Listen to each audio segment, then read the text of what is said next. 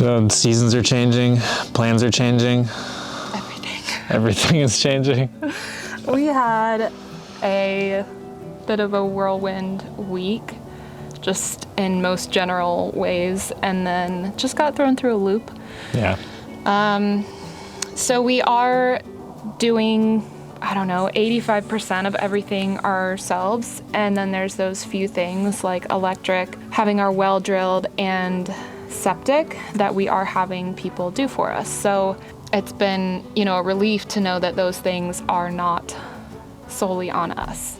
And we've had our people lined up. We've been communicating with the power company, our well guy, and the septic people, and just kind of like getting those things lined up as best we could over the last 5 months. Yeah.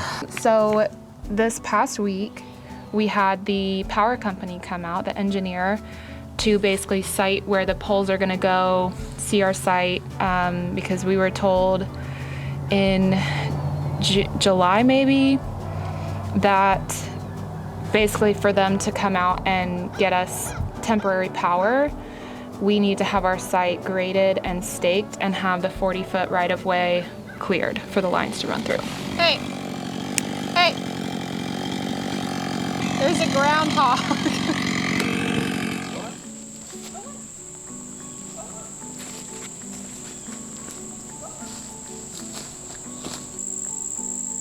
Of all the times. So we're like, okay, got it. We'll do that. So we did that, and we've communicated with the office a few times since then to get an engineer out. So it was like a 3-week wait for that.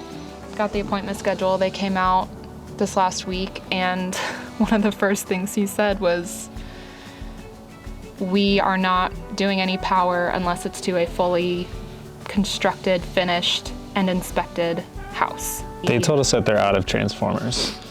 Yeah, there's a national shortage. It's a supply chain issue, and that they're prioritizing finished builds basically, so they wouldn't do temporary power to us, which was definitely not what we were planning on.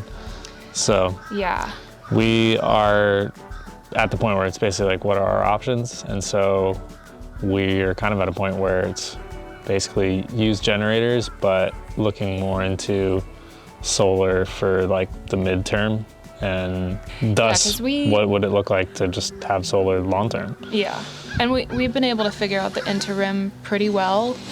Yeah. But it's always been on a very short-term basis, so we haven't even looked into the longer-term things because power was going to be one of the simpler things. Power's like, we have access to it, and so we figured it'd be a good option. And our main power grid in this area, at least 50% of it runs off of nuclear, which is really one of the best power options from a sustainability standpoint. Going on the grid necessarily. Yeah, we figured we'd just do that. But now it's one of those things where, because of the nature of how far in we are and just the instability of supply chain stuff, it's like, well, maybe we'll look into solar options. So we're looking into that.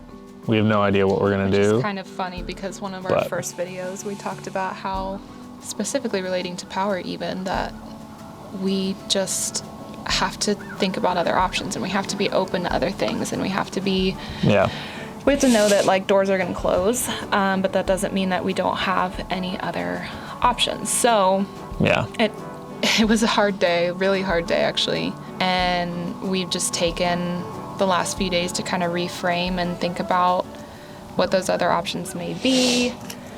And do we want to just wait it out until we can go on the grid? Or do we want to not ever go on the grid? So we're still kind of thinking through that, but as of right now, I would say we're both kind of leaning toward pursuing, fully looking through our options to not plan to go on the grid. And we could always do that years down the road if it's just not working out. Yeah. But I would say too that I feel like we are pretty minimal anyway, and so I think off-grid could actually be a pretty good option for us. It's not a great option for everyone, but for us, I think it might actually be. Yeah, it would definitely look like being supplemented by a generator if you're running a table saw or a well pump. The big thing that was like, we can like we're good with candles, we're good with our propane stove, cooking over a fire, stuff like that. We have our wood stove in the camper for heat, but I miss running water so much, especially when it comes to milking and cleaning milking supplies and stuff like that. It just is a lot. So we're having our well drilled sometime in the next week. And yeah, as of right now, having no power for the foreseeable future to pump, we are just going to be getting a bigger generator for that, so that we can have some kind of running water, whether it's just like a little tap or run it to some kind of like outdoor utility sink or something like that.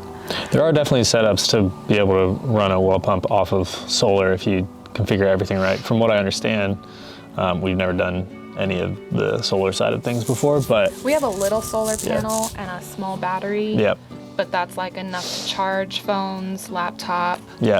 Run our like fridge mostly efficiently on sunny days. Combined with the generator, So again, like we've been in a good short term, but we're rethinking everything long term and just trying to think through if we want to stay off the grid indefinitely or if we just want to figure out another longer but temporary situation and run power. So it's kind of where we're at with that.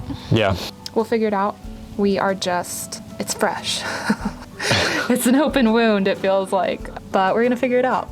We always do. I just would like some running water soon. So other than that, I'll be fine. There's options. It just takes time to find out what those options are.